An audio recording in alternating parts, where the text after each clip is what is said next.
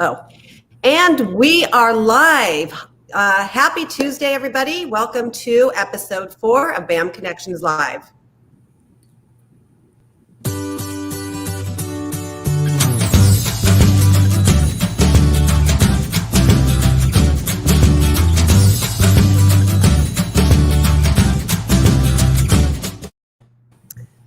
Well, hello, and welcome, everybody. Today I have a special guest for you. She's one of my very, very closest friends, Sherri Hale, and she is going to be telling you her story. I'm just going to start it off by how I remember the day and how that went down, and then I'm going to let her tell the rest of the story. The date was September 10th. 2018, so almost exactly 3 years ago. And we were supposed to all go to a friend's son's birthday party. And we had been calling her during the day, finding out what the deal is, when she's going to come and who's going to pick up who. And none of us had heard from her. And so we just all went to the party. I came home that night. I might get emotional. I came home that night and I got a call from Sherri, and I said, "Hey, Sherri, what happened to you? Where were you today?" And she said, "We lost Christian." And I said, "What do you mean you lost him? Like, where did he go?" Like, it didn't even hit me. And she said, "We lost him. He's gone." And I just remember, I was sick to my stomach. Like, I've never felt anything like this, because at the time, she was my roommate. And oh my God. And so I called there's a group of us, there's 5 of us, really close friends. And I texted them, and we all jumped in the car and went over there right away. And then this past Friday, her and I just spent the day at the beach. We do that every year together on the anniversary. And I just thought it would be really important for you to hear her story, because she's a mom who has gone through something so traumatic. And yet she finds that I look at her and I'm just in awe sometimes, because she has chosen to live her life, And so, Sherri, thank you so much for being our guest, and I would love for you to tell your story. Wow, Stephanie, thank you so much. It just brought me back to that day, and I know every time we talk about it, and this past Friday, getting to spend the time with you and going over this. And thank you so much for inviting me on here to speak about it. It's something that I've been wanting to do, and, just feel that I want to share my story. If anything, to reach out to others who may be going through this, or who know someone, or just anyone at all. It's no way to navigate this in any certain way. It's life altering for sure. Just a little bit more about that day. I knew that, it was a busy day. It was a busy Monday, and I went to work as usual. And I usually would hear from my son around noon after he would finish his first shift at work. I was so caught up in the day. I looked at my phone and it was 2:00, and I'm like, why haven't I heard from Christian? So I'm just calling and texting, and nothing's getting delivered. Calls are going straight to voicemail. So ended up, and then it's also, that's part of where my head would go, because my son has struggled for years. He had struggled with addiction, with substance abuse, and there's always the worry, constant. And it wasn't like him. We used to speak very often. He was sober. He was over 2 months clean, working 2 jobs, getting his life together, had got his own place. So I immediately called a friend, and we agreed to go over and meet at his apartment. At the same time, I'm calling his roommate. His roommate just is saying, "I'm just leaving work now. I'm headed home." My friend, who's also has a son who is a police officer, she said, "Let's just call and do a wellness check. Officers can come over." So we go over there. I'm knocking at the door. Someone gave me a set of keys, a management company, and I'm trying every key. None of them's working. I go out front to meet the officers. The roommate gets there at the same time. I look up the stairs, and just by the looks on their faces, I knew something horrible had happened. I don't know if it's something that I feared in my gut, or it's just after that, everything was just kind of a jumble. I just remember someone sitting me down at a table outside and someone else bringing me water, and my friend Sue coming over and comforting me, and then looking at my phone, and my phone is blowing up. My daughter's trying to call me. And I just looked at that. When I answered that phone, that when I answer my daughter's call, I have to tell her. So I just kept looking at it, and I told my friend Sue, I said, what am I going to, I can't, it was just the worst feeling of answering that call and having to give such horrible news. So I did. She came over there. I'm trying to get in touch with her dad. You know, we've been divorced several years. She got in touch with them, and it was just a whirlwind of everybody showing up at his apartment. And it just, like, the rest of it was just a blur and a fog. I then remember going to my ex-husband's home and everyone meeting there, and calling Stephanie, and, you know, calling family members, and then afterwards not wanting to go to sleep that night. I remember Stephanie, just, I would say, because I don't want to have to wake up and remember, I didn't want to sleep, but I did. Just going past the next few days, and family and friends all coming around, and kind of telling the story over and over again. That was 3 years ago. And, you know, the outpouring of support and love that I received was just absolutely overwhelming. Groups that I've reached out to, that I've discovered, including Pat Montoya with Not One More, John Polano with Aspire in Simi Valley. They've just been such a blessing to me. And then also too, it's just the getting through the stigma of having a child with an addiction, losing a child from an addiction. You know, and I am guilty of it too. Before I knew anything about this, I would just think, okay, it's maybe they're coming from a dysfunctional home. Maybe that, you know, has to do with parenting. Maybe it has to do with abuse. I started meeting other parents that had gone through the same thing. I'm like, there's amazing people out there. It's just such a hold on these young people. And I feel that it's, even when Christian was a younger age, I would just remember just him suffering from anxiety, from depression. He had, even as a young boy, just how things would affect him, like being so sensitive, just taking everything to heart. It just, trying to, you know, we had seen doctors, psychologists, psychiatrists, and doing everything to get the help for him. But there are moments when they get older and they start turning to substances, and they start feeling a little better. They're able to move past that, almost like those really kind of traumatic feelings inside. And it's just crucial, just the early treatment, early intervention. A lot of these kids do make it. They do make it. They're able to get sober. They're able to get the help. And, you know, there are some that fight it, and then they don't make it through, as my son. I have a question for you. So, because Sure. I have, by the way, you're getting lots of people saying how, you know, how powerful your story I was is. seeing Brave the you are, and comments. giving Yes, thank you, you. yeah. Thank you. So tell us what it was like. So when did you notice that Christian was starting to, like, how did you know that he started having trouble with drugs, and what are signs that some parents maybe could look for? That would be interesting. Like, how old was he? What was he going through? How did you cope with it? Well, the first thing I can remember happening was in middle school.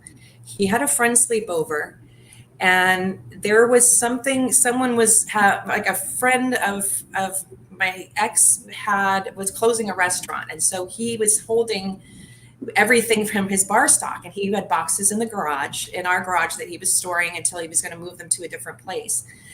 Well, my son and his friend, it was like after we all went to bed, they had gotten into that. They had gotten a hold of, like, I don't even remember what it was, of like a bottle of vodka or something, which I never thought about before. I never thought they're, hidden in the garage. They're not, they were, thinking like they're too young. And there's never been an instance like that before. All of a sudden I get up, there's banging around. My son's in the bathroom throwing up. And it was just the next day, my husband and I were just like, oh, okay, this is something we need to deal with. This is, and it was just one of those things. You chalk it up to, okay, childhood experience, your experience, you got horribly sick, never going to do it again. But then we knew, my son's father is he's in program. He has a lot of sobriety and has a lot of resources. So, and I think the main thing is, do not be in denial. There's a lot of times people will say, not my kid, something going on, kids are at a party, something's happening. And then someone's like, not my kid, they wouldn't do that. Yeah, we all want to believe that. And I'm sure I was there at one point too. It could be, they could be. I would say keep it open, keep communication open. Absolutely. Create that trust, have that bond of trust with your child, the hard conversations. Right. And the other thing is that I do feel that, and I will say I went to Al-Anon, and to me, if you're dealing with somebody in your family who is struggling with an addiction, it's a great place to start. I don't go anymore, but I do think that it is the friendships, obviously, that you make in there, and everybody kind of goes through the same thing, because as a parent, you can't be going through this alone, so you do need support. So what are some of the things that you do, Sherri? Because I've seen you since the day this happened, and there's days that you're, it's so hard, and some days you're like, what do you do on a day-to-day basis? Like, I know you're always telling me all the time about how Christian he wants you to be happy, you know what I mean? Yeah. And you and I both have seen actually little signs, whether you believe in that or not. We've seen signs that he's here. He plays jokes on us sometimes, and so. What are some techniques that you use to get through day by day when you have, maybe a thought or a breakdown, or you feel, what can you tell other moms who might be really, really struggling? Because the holidays are here now, and I got to imagine that it's a very, very incredibly tough time of the year, specifically, the next couple months. Yes. And I know thank you, Stephanie, for that. I've heard that a lot, and there's milestones, and there's, of course, a birthday is the anniversary of their passing, holidays, and things that are just their favorite things. It used to be early on, walking in the grocery store and singing their favorite thing, their favorite cereal, or something that you used to buy for them all the time. And, those things are triggering, and, those you just kind of learn to let that kind of settle in. But, in any time too, people, will ask, or we'll talk about Christian, and, they're almost like afraid to bring him up, because then that's going to trigger me. No, this is every day. This is my everyday life. And so I just know in my heart, he would not want me to do anything other than living my best life, living my life to the fullest, in his memory, in his honor. And when I get down, I remember that. I'm like, it's almost like I'm disrespecting his honor. And if I break down, I break down. If I feel sad, I just allow it and let it come as waves and let it pass. And, I'm hopeful for every day. Christian's touched so many lives. I've had still having people come to me, a lot of his friends, contacting my daughter, also just saying, what a difference he's made in their lives, and memories that they've had. And, And I feel a friend of mine just posted when I posted on Friday, I had shared about my son, and she said something. She goes, he's a spiritual warrior. I like Kind that. of like and I love that, like overlooking a spiritual soldier, I think she said. It's like just kind of looking over everybody and, kind of like taking care of them. So I mean, I like to think those things. I love to see the signs. Mm-hmm. I really do. That brings me comfort. Whether anyone kind of believes in that or not, yeah, it warms my heart. It really does. Yeah. Um, I If have, anybody, by the way, if anybody who's watching, anybody who's watching live, if you have a question, Sherri really is an open book, and I love that about her. Feel free to ask, post a comment, and either that or please go to her Facebook, and you can speak directly to her, because she is quite an inspiration, and also, I mean, just to put it out there, a couple other things. So I know you're a realtor, and so, I know sometimes it could probably affect you when you're out and about and you're at a house or something like that. And you have pictures of families and things like that. yeah. I'm so enthralled by you. Also, tell us a little bit about Not One More, because it would be now is a really good time if you feel like donating to a charity.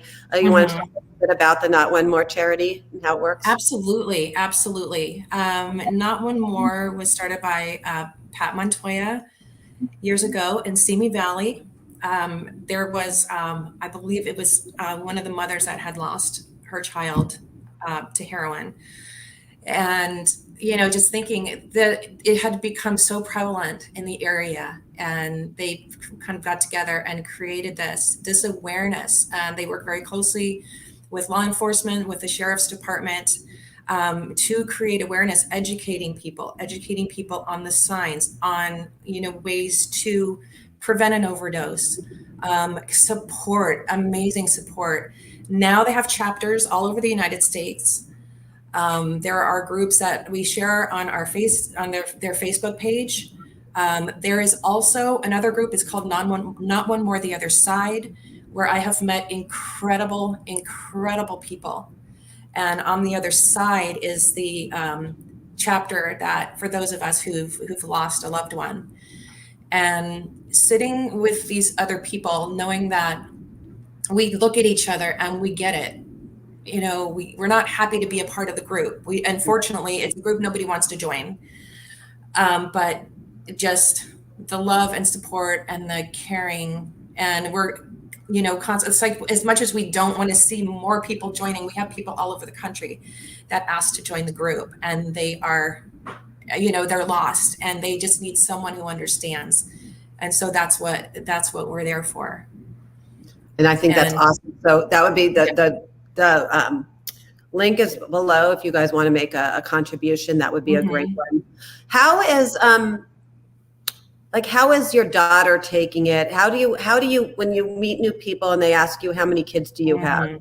How does that work for you? How do you and sometimes, and how should people, if they do want to ask you more questions, how does that all go down for you? Oh, okay. I invite them to ask. I really do.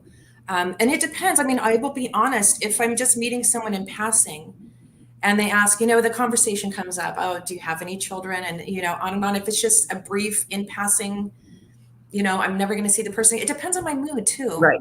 Right. Sometimes people say, well, I have two kids, a boy and a girl. And then, but there's other times that I just feel, I don't know, I think I just get some kind of intuition, and I will share.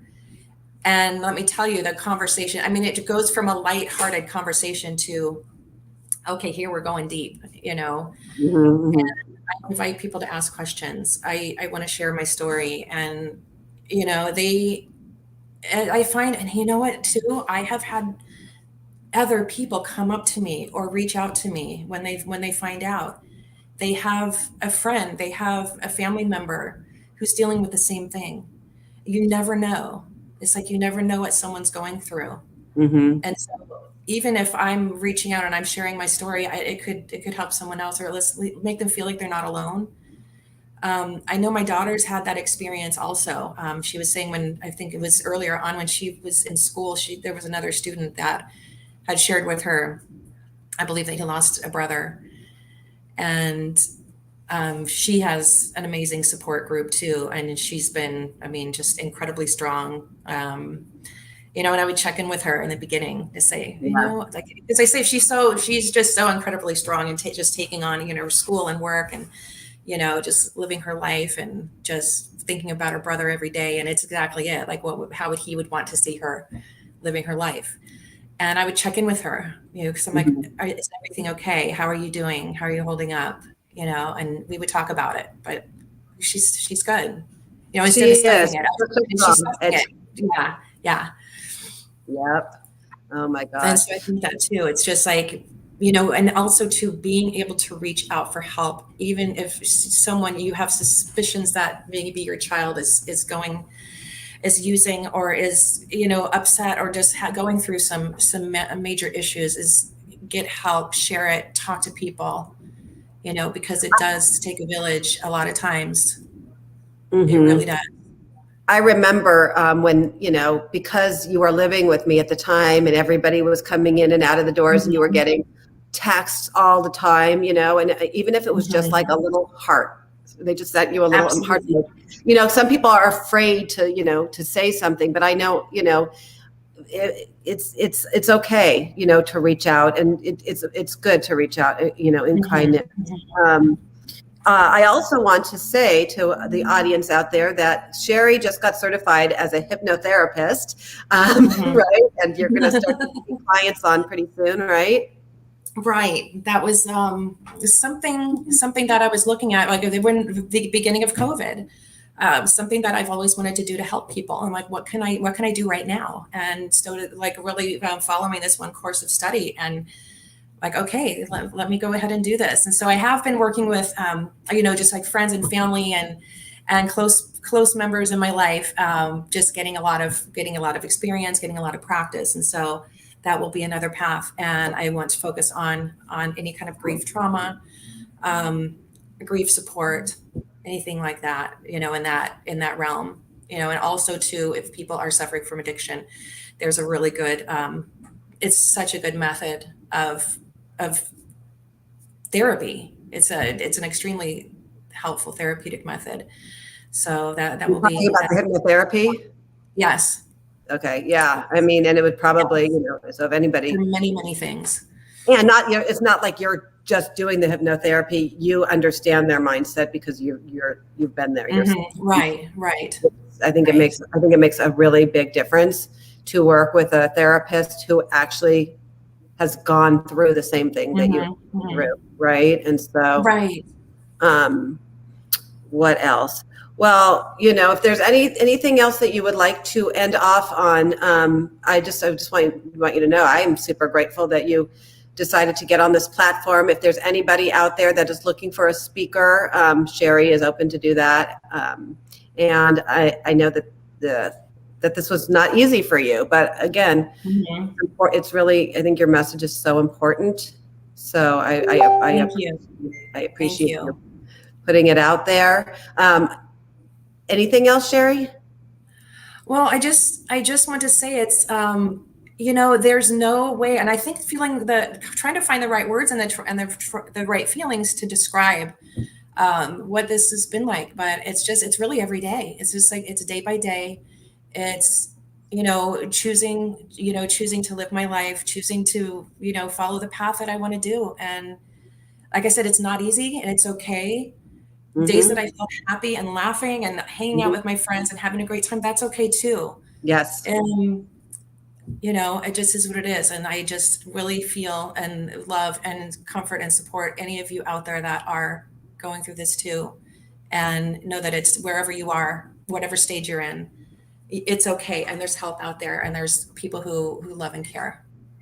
Well, I love you, Sherri. Thank you. Thank you. I want to give shout out to Cindy Lee, as always, for running the back end of my podcast. Thank you, Cindy. I'm running, I run a Wednesday networking group. So tomorrow at 5 p.m., if you would love to come and network and collaborate, please come to my networking group. Actually, Cindy Lee will be talking all about StreamYard and podcasting and everything. So you can go to my Facebook group, and there you'll find all the information about. Cindy, you want to go ahead and put that up? I'm not sure if I even have that there, but it's the BAM Connections Facebook group. Please join that group, and that's where you're going to get all the information. And Sherri comes to our meetings every now and again too, so you can meet her in real life. So thank you, Sherri. Thank you, Cindy. And Thank you. yes, thank you to all of our listeners. Have a great rest of the day.